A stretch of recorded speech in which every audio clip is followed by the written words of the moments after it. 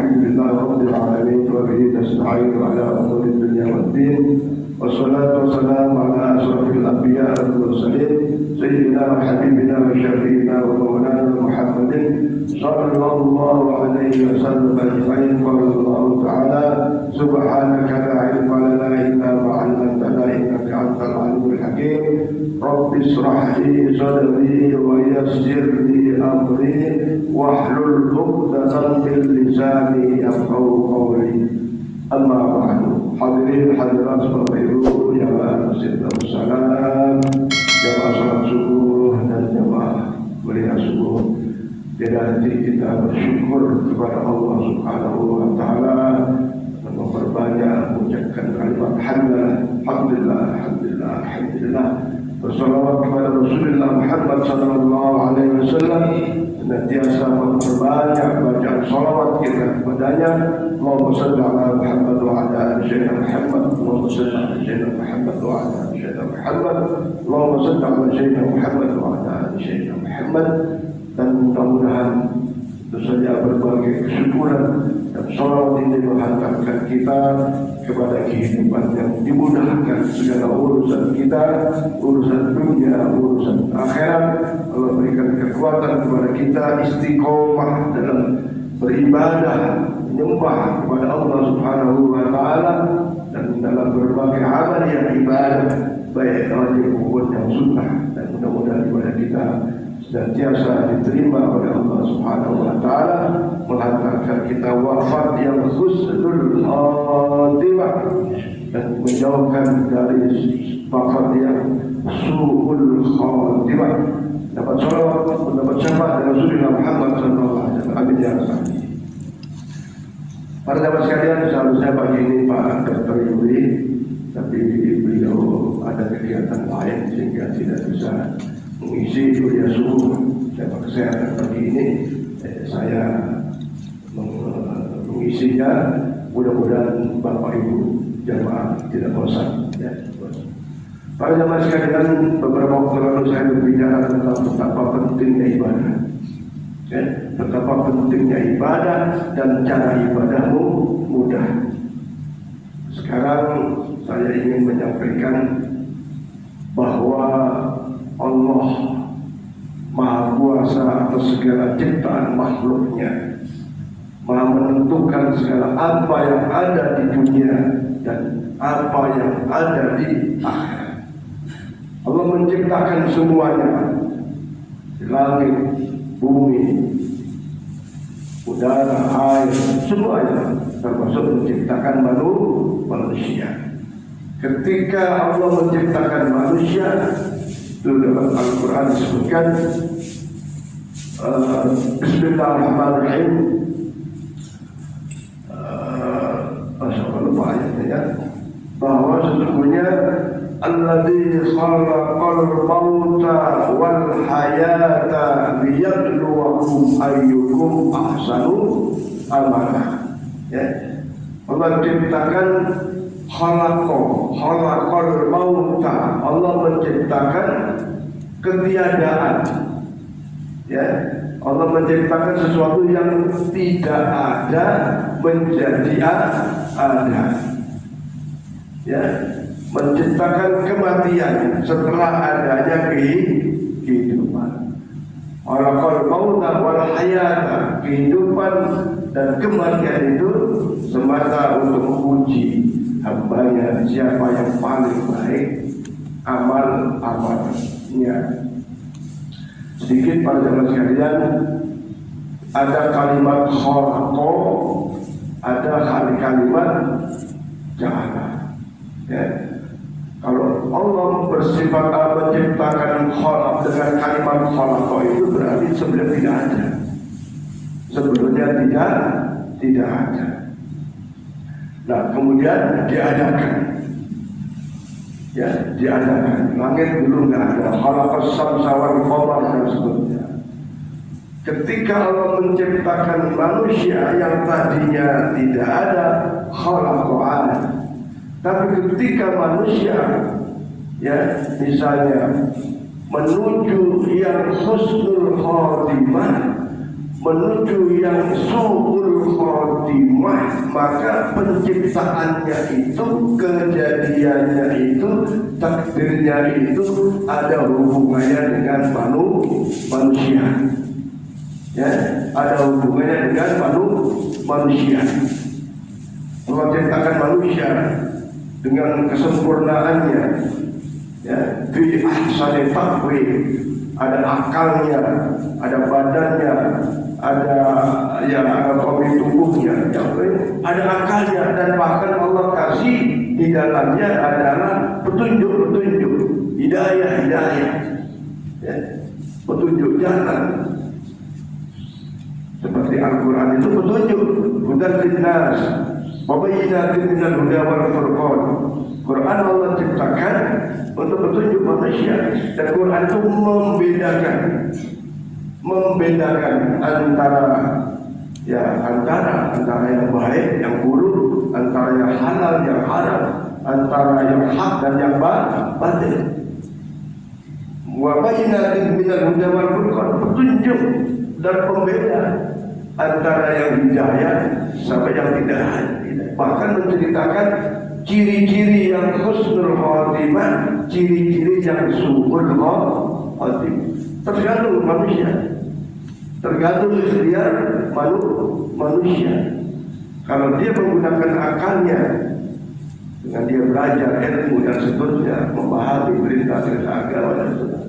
Apalagi misalnya ketika anak itu lahir, ya, orang tua membimbingnya kepada jalan kebenaran, jalan hidayah, jalan petunjuk, dalam taufik Allah Subhanahu wa taala, insyaallah jadi anak itu menjadi anak yang terbimbing, menjadi anak yang baik. Bahkan jelas-jelas hadis Rasulullah mengatakan, setiap bayi yang dilahirkan itu dalam keadaan suci, fa'awahu ayyuhawidani awinajir ayyuhajisani awinajir.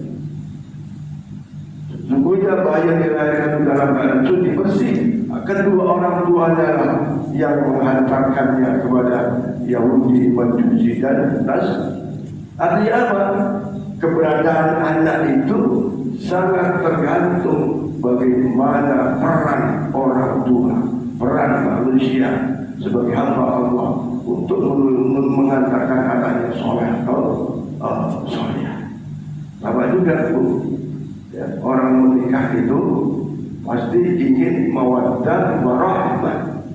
Waja'ala, maka kalimatnya adalah waja'ala bainakum mawaddah warahmah. Untuk terciptanya rumah tangga yang sakinah mawaddah itu tergantung kedua orang, suami istrinya mau ngapain setelah menikah, ya kan? Tetapi sebelumnya khalaqa azwaja, Allah menciptakan pasangan-pasangan. Allah sebelumnya kan tidak ada pasangan tuh. Misalnya saya kan tidak tahu tuh pasangan siapa, diberitakan dengan pasangan misalnya istri dan seterusnya. Tapi ketika sudah jadi bersama istri, mau menuju sakinah mawaddah, ya upaya kedua pasangan itu untuk mau kemana arahnya? Mau berantakan kan? Mau utuh kan? Mau bahagia kan? Dan seterusnya.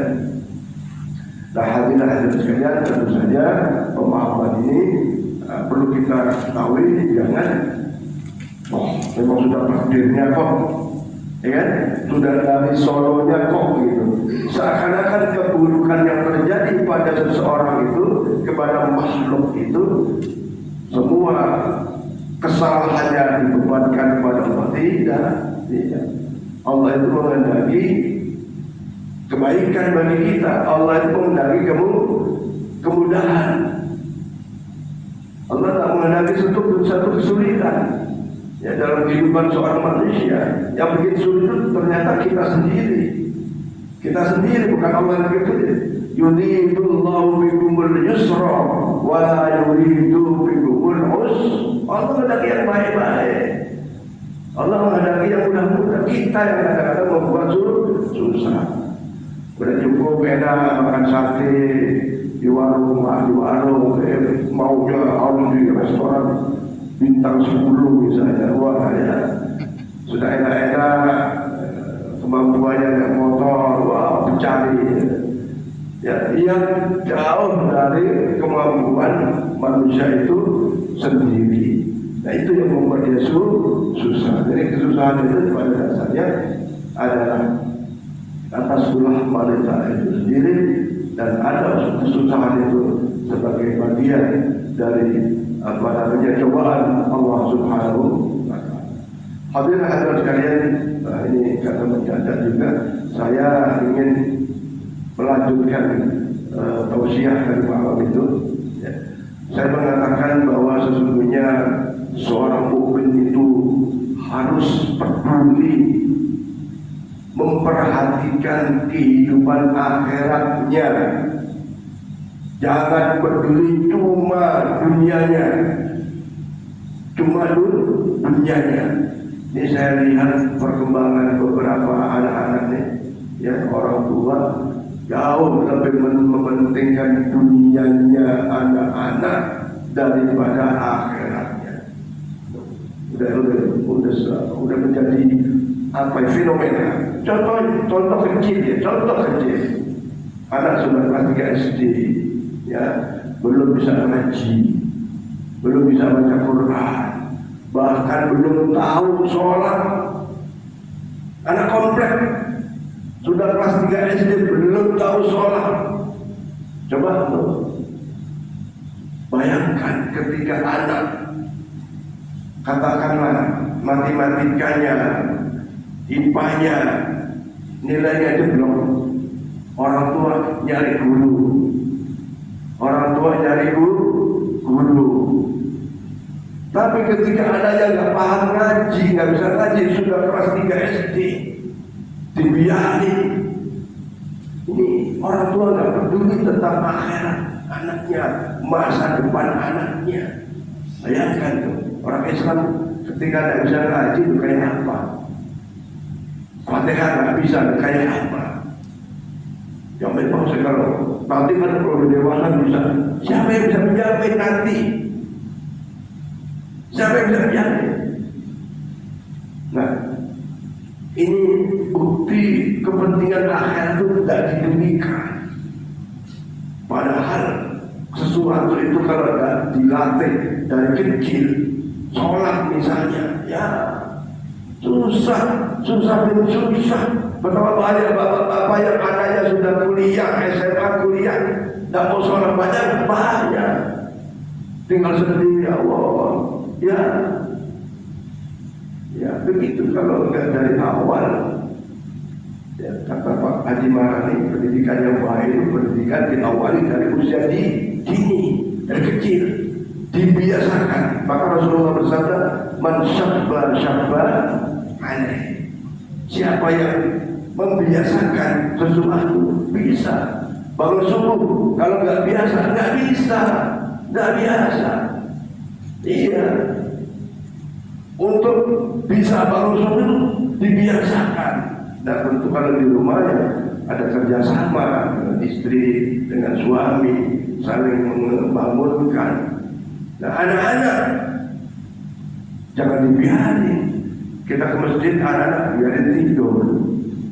Hari Minggu kok ada sekolah, ya dibangunin. Bahkan jangan ke masjid sebelum anak bangun. Masa anaknya dibiarin tidak sholat, kan? Itu sarana menuju naudzubillah kesempatan yang tidak baik. Ini nyata. Bukan cuma di sini, di mana-mana. Saya punya keluarga ya, di Pontianak, insya Allah anaknya sudah. Tiap pagi itu kalian geluntungan tahu geluntungan bu. Punya anak laki-laki semua tidur dalam satu kamar, tidak ada sholat. Anak saya alhamdulillah bagi saya kepada saya alhamdulillah tidak nakal, tidak kemana-mana, tidak pernah pulang malam di rumahnya. Ngapain di rumahnya di rumah? Di rumah dan sholat Jumatan dan Jumatan, coba bayangin. Anak segede itu Jumatan dan Jumat, padahal masjid bahasanya sedekah. Karena dibiarin. Ayo, mari pedulikan akhirat kita. Karena walal akhiratu khairul laka minal ula. Kehidupan akhirat itu lebih utama. walal akhiratu khairu wa abqa. Akhirat itu lebih baik dan kekal. Maka kata para ahli tafsir itu mengatakan ladzatul akhiratu mawani'ah, kelezatan akhirat ya. Ibu tuh kalau sekarang itu ibu bapak saya hidup sekarang ini kadang ada lapar, ada kenyang, ada sehat, ada sakit, ya kan? Ada senang, ada susah, ada galau, puyeng ya. Dimarahin istri, dimarahin suami, pusing ya. Tapi itu di dunia, lama enggak? Ya ukuran kita ya tergantung kan. Ada yang 60 tahun, 70 tahun, 100 tahun ya. Tapi kata para ahli tafsir, labisna yauman aw ba'da yaum. Ya, kalimat labisna yauman aw ba'da yaum itu kata Ghazali setelah diteliti oleh ahlinya, ternyata cuma 8 menit di dunia itu. Ya, dibanding akhirat dari umur setiap manusia itu, dari firman Allah bisna yauman aw ba'da yaum itu 8 menit. Nah kalau kita sengsara 8 menit, ukuran kita lama apa? Sebentar. Tapi akhirat abqa, kekal selamanya. Nah pertanyaan saya kita ini mau milih senang selamanya apa senang sesaat? Ibu senang sesaat, sejuk dengan senang yang selama. Kalau sudah di akhirat dulu adalah sifatnya itu mutanahiyah, tak terbatas. Maka siap-siap kita hidup di akhirat untuk senang selamanya. Bagaimana? Ya dengan ibadah. Mutanahiyah itu ya pokoknya ketika masuk meninggal dunia, husnul khotimah, dapat nikmat kubur, dapat nikmat surgawi selamanya itu. Nggak ada nanti berubah, nggak berubah. Itu sifat akhirat, maka harus diraih. Yang kedua sifat akhirat, kelezatan akhirat itu ladzatuha ghairul musabbatul illah. Tidak ada yang menyebabkan sakit. Di dunia ibu makan durian banyak, sakit nggak habis itu? Sakit. Makan sate kambing banyak, ada yang pusing. Di dunia aku makan sate tiap hari, tiap saat ada masalah. Di akhirat maksudnya, ya. Di akhirat nggak bercampur dengan yang buruk. Ketika kenikmatan itu kita alami, ya, senang terus. Kalau hidup di dunia ini kan saya, ya, kecil susah terus ngarit, harus macet, ya, nyari jajan untuk sahur sekolah, nyari buka puasa itu saya harus mencari daun tuli untuk dijual, nyari untuk buka puasa. Kebayang nggak? Satu hari itu makan cuma setangkai jagung loh. Ya. Tapi setelah berikutnya kehidupan dinamis, bergerak, ikhtiar. Alhamdulillah. Ya, alhamdulillah. Karena tambah alhamdulillah lagi. Nyaman kita. Ya. Ada proses dari susah ke senang. Boleh jadi dulu susah, senang. Karena jalannya tidak baik, susah lagi masuk penjara. Dulu nggak punya jabatan, begitu punya jabatan, bagus ya, wah dihormati orang, mobil mewah, rumah makanan besar.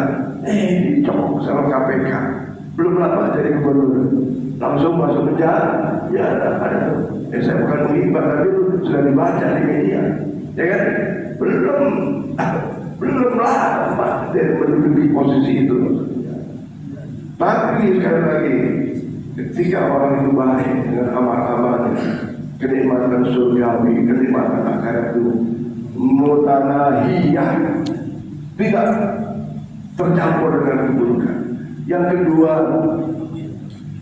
sifat akhirat itu, kenikmatan akhirat itu ghairu mafruḍatul illah, ya, artinya tadi tidak tercampur dengan penyakit. Yang ketiga adalah ghairu mutahasalah, tidak perlu lagi cari. Kalau kita nggak punya beras, mau makan, nyari beras dulu, beli dulu, baru masak, baru makan nasi. Kalau di akhirat keretak hati, kalau keretak hati itu, kepingin nih, datang, nggak perlu nunggu, ya. Misalnya kalau siapa, kepingin bidadari cantik, wanita yang paling cantik akhirat, karena kepingin begitu, datang, nggak perlu cari ngelapa, orang ngelapa, meja dulu. Maka satu kenikmatan yang masya Allah luar biasa, kenikmatan di alam akhirat itu. Maka ayo ingat akhirat, pedulikan akhirat. Ketika datang ayo sholat. Kita tahu yang sholat utama itu berjamaah, sholat jamaah di rumah. Karena afdolnya sholat jamaah di masjid. Cuman sholat jamaah di masjid itu, imam madhab kita itu, ya, ada menghukum itu, ada 3 hukum sholat sunat jamaah itu, ya. Sementara Rasulullah sholat jamaah itu menjadi wajib, ya, menjadi wajib walaupun dalam keadaan peperangan, ya, dalam keadaan peperangan. Idza kuntum ila sholati, ketika engkau wahai Muhammad ingin sholat, maka sholatlah dengan sahabatku, walaupun di antara sahabatku itu ada yang sedang pegang senjata. Imam Syafi'i menghukumi sholat jamaah itu fardu kifayah.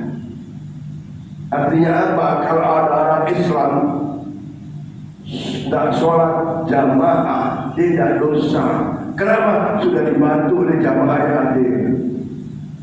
Ya, kifayah itu kan gitu. Ketika sudah ada yang melaksanakannya, dia tidak dosa, tapi rugi. Bukan sekedar rugi besar. Kenapa? Fadilahnya besar. Ya, kemudian Imam Maliki dan Imam Hambali itu menghukuminya adalah sunat muakkad. Sholat di masjid itu rupanya sunat muakkad, sunat yang sangat-sangat dikuatkan seakan wajib. Kenapa? Karena kalau ditinggal, waduh, rugi besar, pahalanya besar, langkahnya dihitung kebaikan, agak kanan, kaki kanan, agak kiri diampun dosanya, waduh, gak kebayang pahalanya fadilah. Ya, sementara Imam Hanafi hukumnya fardu ain. Artinya fardu ain itu ya wajib bagi setiap kita. Sholat jamaah itu wajib bagi setiap muslim, laki-laki. Ya, muslim laki-laki. Ya, maka ketika kita tahu sholat di masjid itu utama, kenapa kalau kita peduli akhirat gak kita kerjakan? Latih saya, latih diri saya, latih diri kita semua. Dibiasakan supaya nanti akhirat itu nyaman. Ya Bu, nyaman. Kalau di dunia sering saya bilang, kalau gak punya duit, pinjam tetangga. Tapi kalau di alam akhirat, Bu, contohnya walaupun tidak sepadan, orang hidup di komplek duta bandara. Ini ilustrasi yang untuk memahamkan saja. Tidak punya rumah di bandara, dia hidup di duta bandara, tapi tidak punya rumah, tidak punya pakaian bagus, tidak punya makanan yang enak. Ya, minta nggak bisa. Ya, mau minta susah, bagaimana? Sengsara susah. Tapi ketika orang datang di duta bandara sudah punya rumah, sudah punya pakaian bagus, sudah mempunyai makanan enak-enak. Kenapa? Sebelum masuk dunia bandara, dia sudah pesan ke rumah, sudah bikin rumah, sudah disiapkan bekal-bekalnya. Begitu datang, nyaman. Sama ketika kita pindah dari dunia ke akhirat, kalau kubur, tak punya bekal, sengsara. Man dakhala al-qabra bila zadin, faka'annama dakhala al-bahra bila safina. Siapa yang masuk kubur tak punya bekal, seperti orang masuk lautan yang penuh dengan gelombang, tak punya perahu. Sulit apa susah? Ya susah. Ya. Maka kata Rasulullah adalah tuba liman bana qabrahu qabla ayyadkhulahu. Beruntunglah wahai umatku yang telah membangun kuburannya sebelum kuburannya dimasukinya. Dibangun dulu kuburan kita, bukan bangun dengan fisik, bukan, dengan sholat berjamaah, dengan sholat di rumah, dengan baca Quran, dengan sedekah, dengan hati yang rukuk, ikhlas, ya, semua dikerjakannya lillahi ta'ala. Apapun yang dikerjakan lillahi ta'ala. Kemudian tidak ngotot bil ngotot, tidak sama kawan itu, tidak seperti musuh itu, sama kawan senang, menyenangkan, menolong. Ini bekal kita untuk senang bahagia di alam akhirat. Masya Allah. Mudah-mudahan Allah Subhanahu wa Ta'ala memberikan kepada kita semua kekuatan istiqomah dalam kebaikan, istiqomah dalam keimanan. Ya, kebaikan yang kita lakukan apa saja, di masjid kan, di rumah kan, di lingkungan kan, di mana, semua dilakukan semata mengharap rahmat dan ridha Allah Subhanahu wa Ta'ala. Dan pada akhirnya ketika kita memilih peduli dengan akhirat kita, insya Allah ketika kita wafat husnul khatimah, amin ya rabbal alamin. Selamat 13. Ada pertanyaan ibu sekalian? Ada pertanyaan Pak Haji?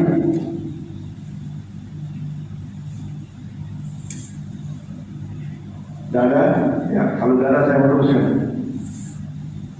Hadirin sekalian, saya ingin kasih informasi tentang rencana masjid saja ya.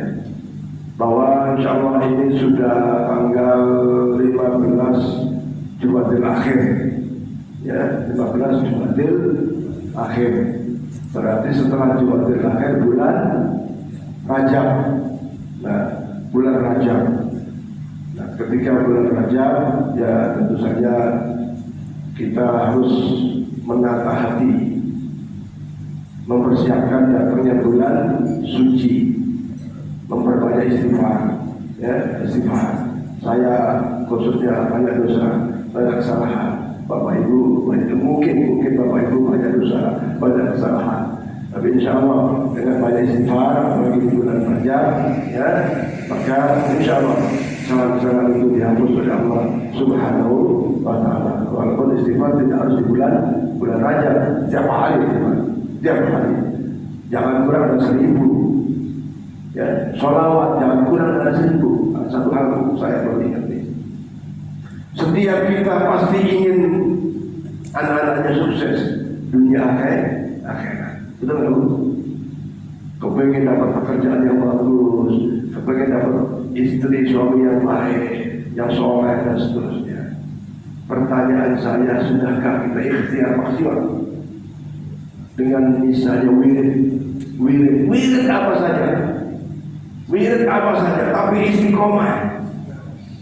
Saya dengar Ustaz Somad itu, ya, Ustaz Somad itu bisa seperti itu. Tadinya susah, susah juga. Ustaz Somad itu ternyata ibunya membacakan surat Fatihah untuk Ustaz Somad itu setiap hari 100 kali. Pernah ibu Fatihain anak-anaknya? Bapak-bapak pernah Fatihain anak-anaknya dengan niat tertentu, dengan hajat tertentu? Kalau kebutuhannya kan nggak sama ya. Ada bapak ingin anaknya jadi dokter, ada ibu anaknya kepengen jadi ustaz misalnya. Ya, masing-masing. Pernah ibu secara khusus kirim Fatihah kepada roh anak ibu, anak bapak? Ayo, wirid apa saja yang tentu saja kalimat thayyibah ya. Jangan wirid kafir, jangan wirid kalimat thayyibah. Ada wirid bukan.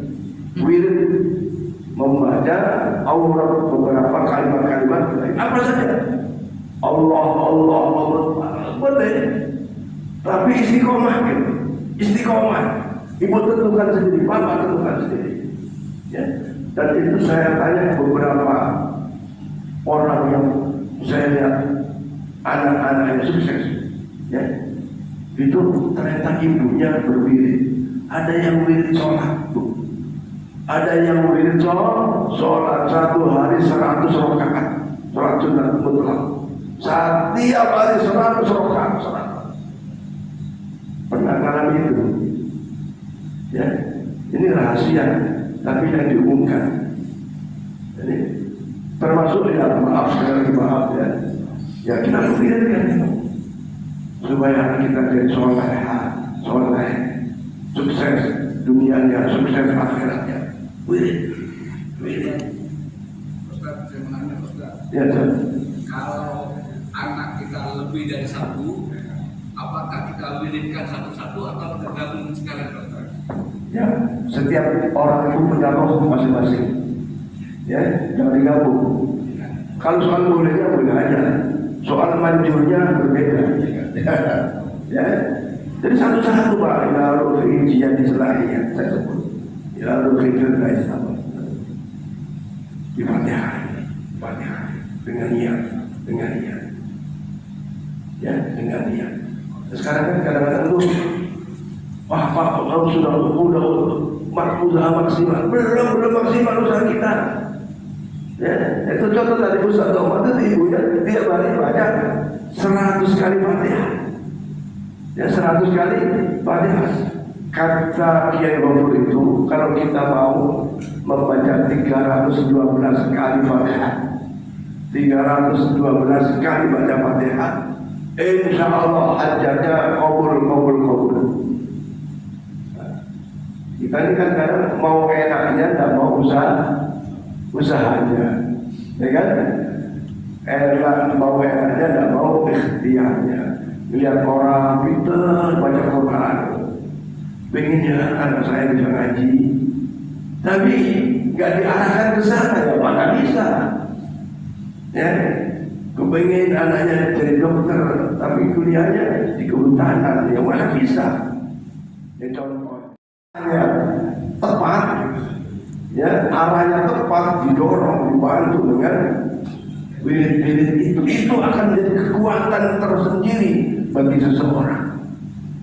Allah Subhanahu wa taala dalam hadis qudsi mengatakan ana inda dzanni abdi. Allah tergantung maunya hambanya, mau apa? Cuma ketika saya mau sesuatu, ya tentu manjada wajada, harus sungguh-sungguh bangun malam munajat kepada Allah, berdoa kepada Allah, diawali dengan misalnya sholat tobat, sholat hajat. Suami berangkat kerja di rumah istri yang kebetulan tidak kerja, buka saja sholat duha, doain suaminya.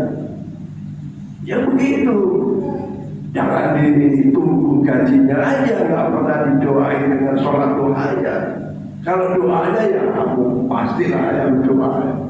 Sebenarnya doa itu tentu saja ada faktor-faktor lain yang mendorong supaya cepat terkabul daripada hajat-hajatnya. Ya Bu, saya sarankan ibu yang mungkin anak-anak yang masih kecil punya cita-cita. Ya. Nah, jadi saya dulu itu hidup bersama nenek. Ibu saya itu meninggal ketika saya masih kecil, sekitar 4 tahun.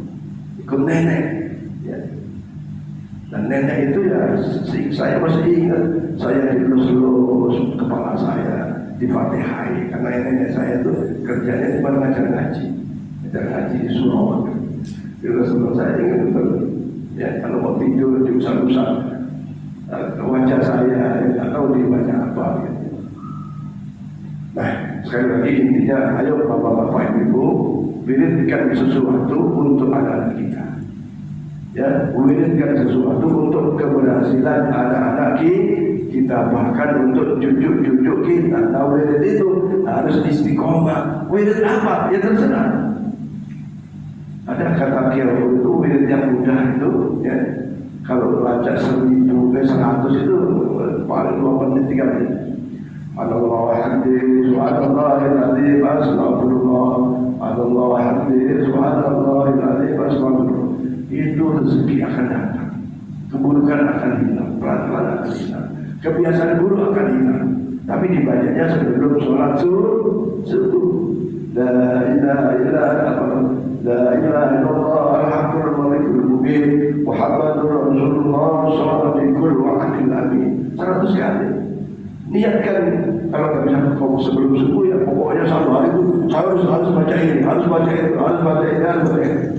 Istiqomah. Insya Allah. Baik, saya katakan pada sekalian, mudah-mudahan hidup kita menjadi ibadah kita diterima oleh Allah Subhanahu Wa Taala, mendapatkan ganjaran pahala seperti haji dan umrah yang mabrur, yang tamat sempurna.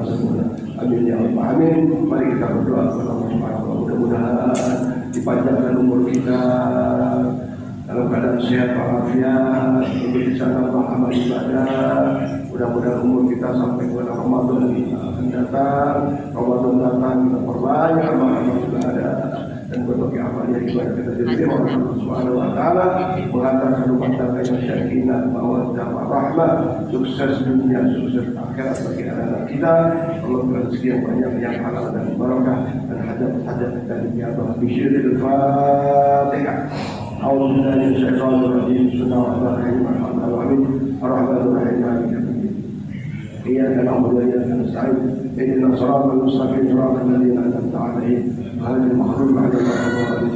آمين آمين. فلا كريم ولا الرحمن الرحيم. حمدا اللهم بحق الفاتحة وبشر الفاتحة وبجاه الفاتحة وبكرامة الفاتحة وبنور الفاتحة وبمعجزات الفاتحة وبشفاعة الفاتحة. يا فارج الأنبياء والأسفار، يا مجيب الأخت المختارين، رحمة الدنيا والآخرة، ورائبهم أن ترحمنا فارحمنا برحمة تغنينا بها الرحمة والشكر. اللهم يا رحمن يا رحمن، اللهم يا ولي يا مؤمن يا سميع الدعاء، اللهم يا قاضي الحاجات يا قاضي الحاجات يا قاضي الحاجات، اكفي حاجاتنا يا الله، كفر سرور حاجات جابها حاجات السلام يا الله، حاجات جابها kuliah subuh ya Allah, hajat untuk setiap dirinya, hajat untuk setiap anak-anaknya, hajat untuk setiap keluarganya ya Allah, hajat dunia, hajat akhirat ya Allah, birahmatika ya arhamar rahimin, bihaqqi sayyidina Muhammadin sallallahu alaihi wasallam, wa bijahi sayyidina Muhammadin sallallahu alaihi wasallam, wa bi barakati suratul Fatihah, wa bi barakati salat subuh berjamaah wa qiyamul masjid,